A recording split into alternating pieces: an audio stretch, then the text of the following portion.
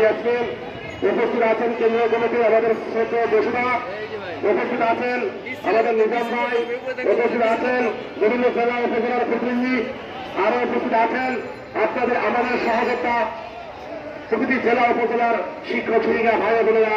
আসসালামু আলাইকুম ওয়া রাহমাতুল্লাহি ওয়া বারাকাতুহু। আপনারা নিশ্চয়ই অবগত আছেন আজকে আমাদের 31তম দিনে পূর্ব ঘোষিত আমাদের যে কর্মসূচি, সেই কর্মসূচি চলমান এখনো চলমান আছে। আপনারা ইতিমধ্যে জেনেছেন যে আমাদের যে সচিবালয় থেকে চিকিৎসা উপদেষ্টার কার্যালয় চলে গেছে, কিন্তু আমরা এখানে অবস্থান গ্রহণ করেছি একটা তরঙ্গ জাতীয় ভাবে চিঠির জন্য। আমাদেরকে গত যে সরকার আমাদেরকে যে বৈষম্য তৈরি করে গেছেন, সেই সরকার আমাদেরকে বাদ দিয়ে আজকে এই রাস্তায় যারা বসিয়েছেন, গত সরকার আমাদেরকে প্রতিটি জেলা উপজেলা থেকে ধরে ধরে বাদ দিয়েছেন। আমরা তার প্রতিবাদ স্বরূপ প্রেস ক্লাবে অবস্থান গ্রহণ করছি। সংগ্রামী সহযোগিতা ভাই বোনেরা, আপনারা নিশ্চয়ই অবগত আছেন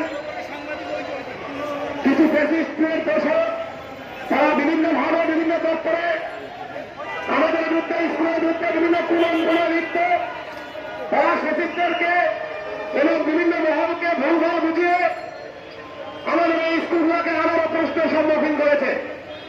আমি মনে করি যারা এই 25 সালে নতুন সংগঠন করে এই সকল শ্রেণী একত্র হয়ে আমারও আমাদের পিছনে লেগেছে।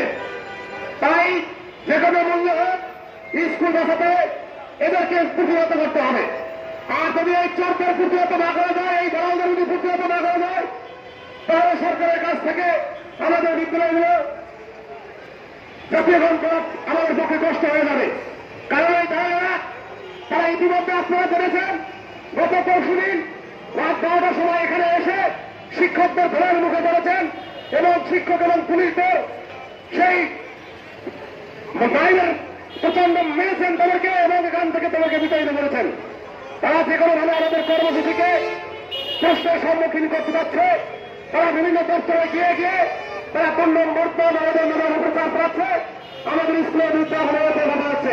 অথচ আমাদের স্কুলের এক পুরো স্কুল তারা নতুন স্কুল করে তৈরি করে, নতুন ভালো স্কুল তৈরি দিয়ে নতুন স্কুল তৈরি করে তারা আমাদেরকে বিভিন্ন প্রশ্নের সম্মুখীন করছে।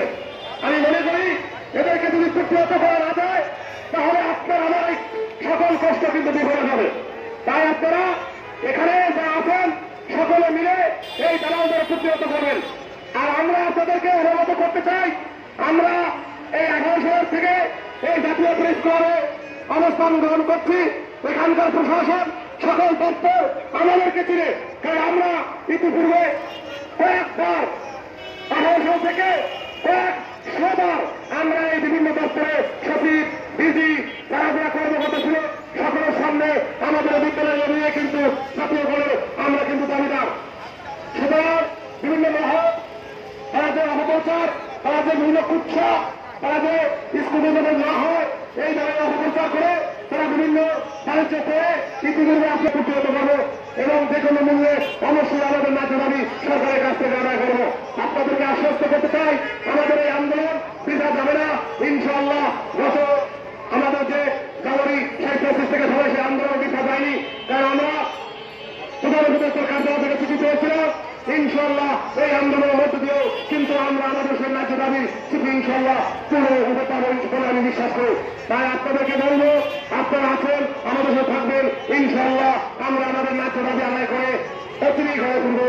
ইনশাল্লাহ আমরা এটাও বিশ্বাস করি আজকে দিনের মধ্যে অবশ্যই একটা সুসংবাদ পাবো বলে আপনাদেরকে আমরা আশ্বস্ত করতে চাই।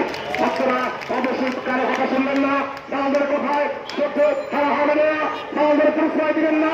তারা আমাদের শত্রু, এই গতিতে তারা আমাদের কিন্তু পিছনে লেগেছে, আমারও কিন্তু লেগেছে।